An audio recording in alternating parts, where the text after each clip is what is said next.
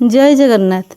आजिर विषय होछि जे अणसर कालरे प्रभु ज्वरे पड़ी थांती एवं तांकर दर्शन मिल न थाए। तेणु ब्रह्मगिरी अलारनाथ को दर्शन होता है। एक कथा जड़े भक्त कर्णामगिरी नामक जड़े भक्त जे कि महान तांत्रिक शिव भक्त तांको मनरे यह एक प्रश्न सृष्टि करथिला।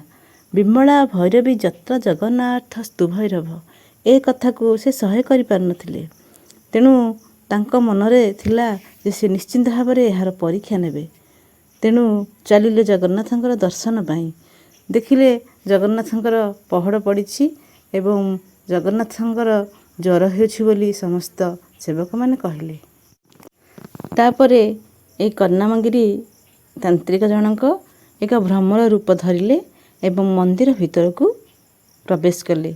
अणसर पिंडी भीतर को जाई देखिले जे 8टी सुंदर नारी सेठरे बोलुछंती एवं प्रभुंकर सेवा करुछंती।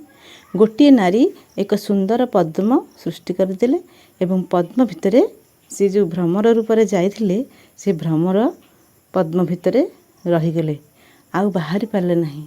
तापरे विकଳରେ भगवान को डाकिले।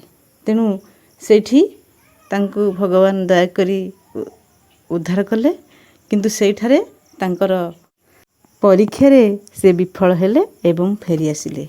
जय जगन्नाथ स्वामी।